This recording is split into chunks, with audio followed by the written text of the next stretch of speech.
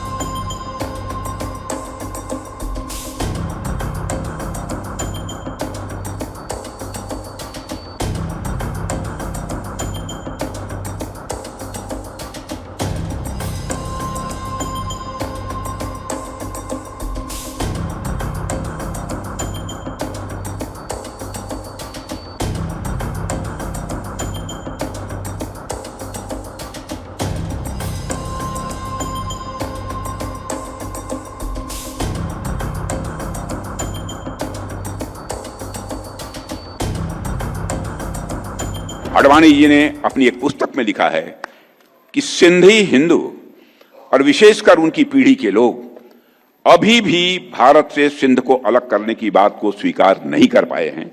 न केवल सिंध में बल्कि पूरे भारत में हिंदू सिंधु नदी को पवित्र मानते थे। सिंध के कई मुसलमान भी मानते थे कि सिंधु का जल मक्का के आबे जमजम से कम पवित्र नहीं है। यह मैं उनका कोट बतला रहा हूं, यह अडवाणी जी का कोट। आज सिंध की भूमि, मेरे बहनों भाइयों, यह भारत का हिस्सा भले ही न हो, लेकिन सभ्यतागत रूप से सिंध हमेशा भारत का हिस्सा रहेगा।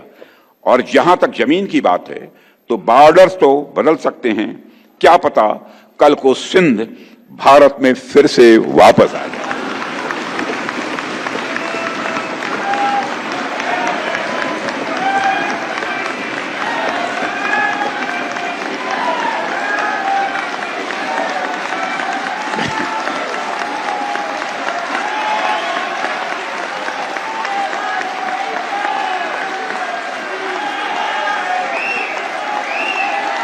लेकिन सिंध के हमारे लोग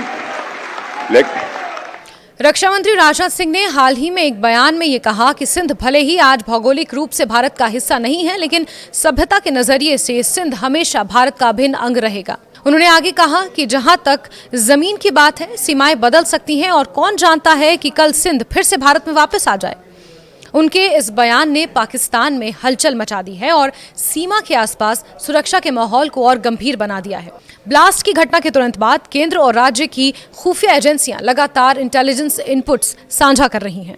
इन इनपुट्स के आधार पर इंटरनेशनल बॉर्डर और लाइन ऑफ कंट्रोल दोनों ही क्षेत्रों में सैनिकों की तैनाती बढ़ा दी गई है। सुरक्षा बलों ने जवानों की संख्या को दोगुना कर दिया है और गश्त के दायरे को बढ़ा दिया है। इन कदमों का मकसद किसी भी अप्रत्याशित गतिविधि को तुरंत रोकना है। खुफिया इनपुट्स के अनुसार जम्मू कश्मीर में लगभग 131 आतंकवादी सक्रिय हैं, जिनमें से 117 पाकिस्तानी आतंकवादी बताए जा रहे हैं। इनके साथ ही कुछ 14 स्थानीय मददगार भी हैं जो आतंकियों का हाइडआउट बदलने, मूवमेंट छिपाने और संसाधन उपलब्ध कराने में सहायता करते हैं। इसके अलावा सीमा पार भी बड़ी संख्या में आतंकवादी घुसपैठ की फिराक में हैं, जिनसे सुरक्षा बलों के लिए सतर्क रहना और भी जरूरी हो गया है। सर्दियों का मौसम जम्मू कश्मीर में सुरक्षा बलों के लिए एक अलग चुनौती लेकर आता है। पुंछ राजौरी सेक्टर में बर्फबारी और गहरी धुंध के कारण लाइन ऑफ कंट्रोल के रास्ते से घुसपैठ लगभग नामुमकिन हो जाती है और इस वजह से खुफिया एजेंसियों को ये सूचना मिल रही है कि आतंकी अब इंटरनेशनल बॉर्डर यानी कि आईबी को घुसपैठ का नया मार्ग बनाने की योजना बना रहे हैं। ये कारण है कि सेना और बीएसएफ ने इंटरनेशनल बॉर्डर्स पर सुरक्षा तैनाती को दोगुना कर दिया है। पेट्रोलिंग के दौरान महिला और पुरुष जवान दोनों शामिल किए गए हैं। खास बात यह है कि पेट्रोलिंग टीम में वही महिला अधिकारी तैनात हैं जिन्होंने हाल ही में हुए ऑपरेशन सिंदूर में पाकिस्तान के कई पोस्ट्स को ध्वस्त करने में एक अहम भूमिका अदा की। न्यूज़ 18 की एक एक्सक्लूसिव रिपोर्ट में इंटरनेशनल बॉर्डर तक पहुंचकर देखा गया कि पाकिस्तानी पोस्ट केवल कुछ मीटर की दूरी पर नजर आ रहे थे। ये वही जोन है जहां दुश्मन हर समय नजर बनाए रखता है। इस क्षेत्र की परिस्थिति बेहद चुनौतीपूर्ण है। सामने पाकिस्तान का पोस्ट, हर क्षण खतरा और सुरक्षा में किसी भी प्रकार की ढिलाई की गुंजाइश नहीं है। बीएसएफ और सेना के जवानों ने न्यूज़ 18 से बातचीत भी की, जिसमें उन्होंने बताया कि उनके हथियार हर समय लोडेड और तैयार रहते हैं। पेट्रोलिंग के दौरान उनकी निगाहें लगातार पाकिस्तान की दिशा में रहती हैं।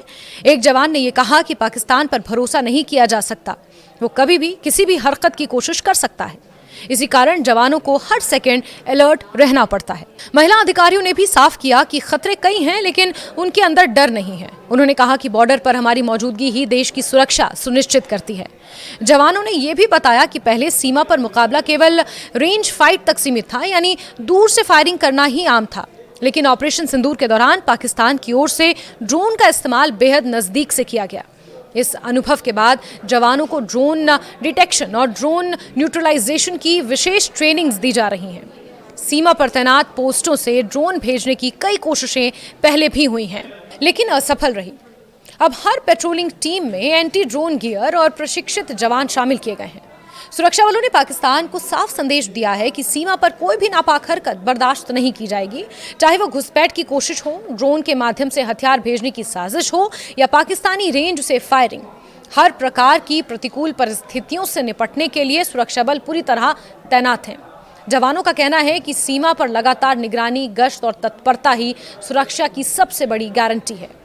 उन्होंने साफ किया कि पाकिस्तान किसी भी तरह की हरकत करने से पहले कई बार सोचेगा, क्योंकि भारतीय सुरक्षा बल हर स्थिति से निपटने के लिए तैयार है।